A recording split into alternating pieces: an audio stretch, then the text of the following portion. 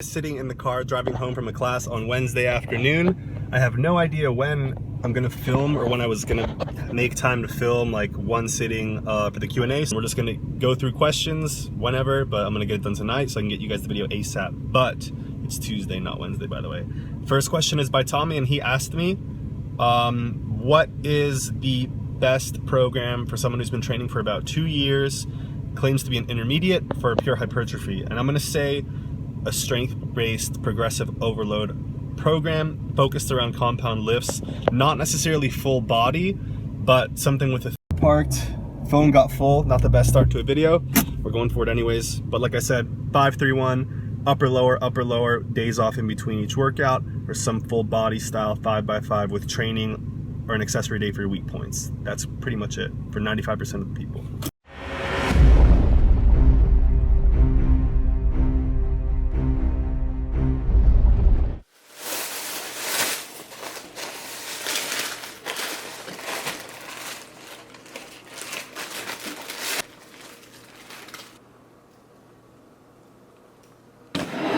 Alright, so back to this training Q&A. Got myself a couple of subs from Subway.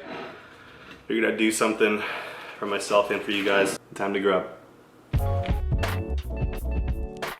So mostly training related. This one's a little personal, but also training related. What are your long-term goals in terms of overall physique development and competition?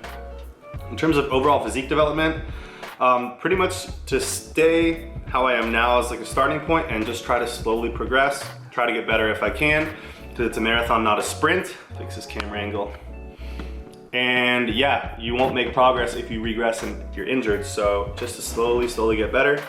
Not gonna make any massive changes, but change at this point, any change is good. So as far as competing goes, there's some things I have to get sorted out before I can compete again. And namely, a belly button hernia that I need to either let ride out and see if it gets worse, or plan for another surgery, which is just something I don't feel like doing right now. Opinion on training arms every day at the end of a workout? Probably not a good idea. Definitely not. Frequency is good, volume is good. 7 days a week, not good. Very technically scientific question that I don't know a proper answer to, but training for different ranges, fully lengthened, fully contracted, and in between, you can use more weight at the top portions, so things like floor press, pin press. It's good because it's something you can PR on. So if you only bench and that's the only thing you're progressing on, you're limited. But if you have a PR for bench, a PR for floor press, a PR for pin press, a PR for incline pin press, there's 4 lifts that you can program with your bench to get stronger on. And if you get stronger on 4 lifts versus just reaching that same strength cap on 1, I think you could be better off and you definitely make more gains.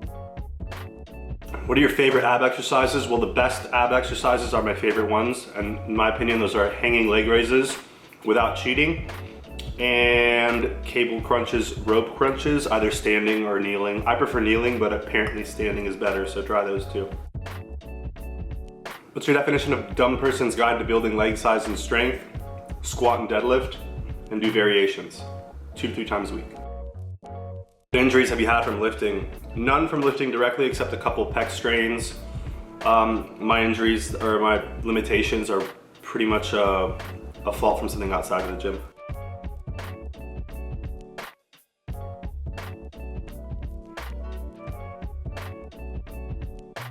What rep ranges do you usually recommend for shoulder exercises? I usually do 4 sets, 12 to 15. For shoulder presses, I'm gonna recommend between 5 and 12 reps, and for lateral raises, anything goes.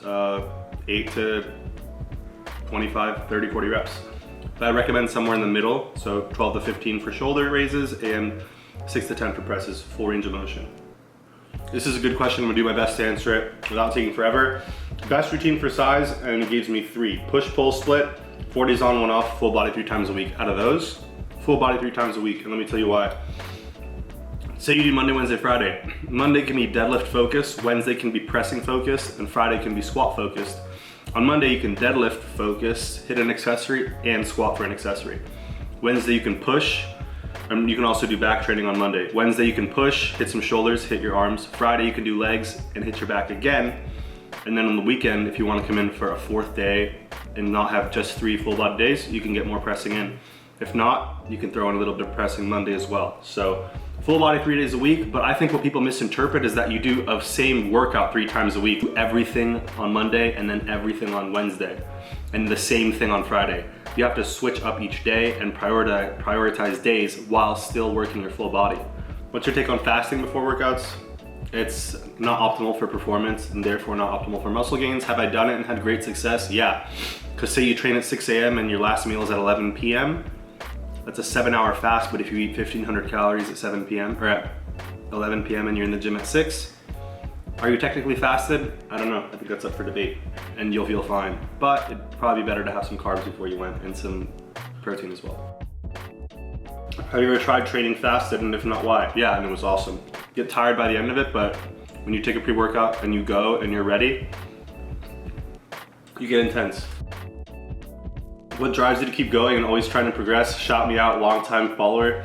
Nick Iacona with ones, if you guys want to follow him. Just trying to get better. If you have something that you like, you're not gonna let yourself get worse at it.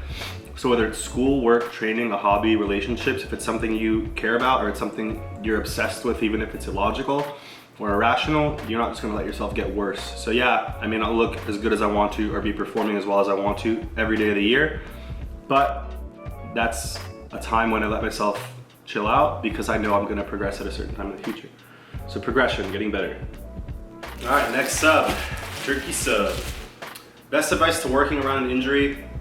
Honestly, stop doing the exercise that's bothering it for the short term and work on weak muscles around the joint. So that's really the joint that's bothering you. That's really my best advice if you're talking about joint injuries, but that's way out of my realm of expertise, if I have expertise in anything. Debatable.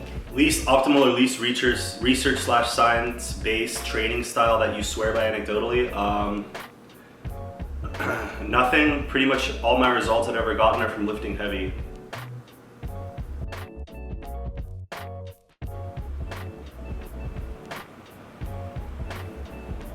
Thumbnail though. All right guys, last question while I finish this. Last training related question. Which body part have you struggled with growing and progressing in? My arms and my forearms. Based on pictures that I have of myself, they've been my skinniest and smallest body part and least muscular body part since probably 6 years old, 8 years old.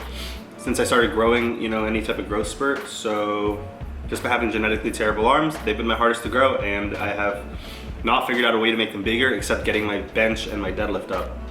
Working out arms, isolating with more weight, just hasn't really seemed to do anything. So I'm not your guy when it comes to arm training, or I might be, but. And that's it for the training related questions, guys. There are a lot of good questions, a lot of trolling, favorite tunes, perspective on Rich Piana, Boston Lloyd, Natty versus Enhanced, all these types of stuff, post-workout anabolic window. If you guys want me to do a part 2 for the non-training related questions, leave a comment below, but that's it. If you guys like the video, give it a thumbs up and let me know so I can make more of them for you guys. But that's it, I'm gonna finish this sandwich. And I'll see you guys later. And I'll watch some YouTube. Yeah, buddy.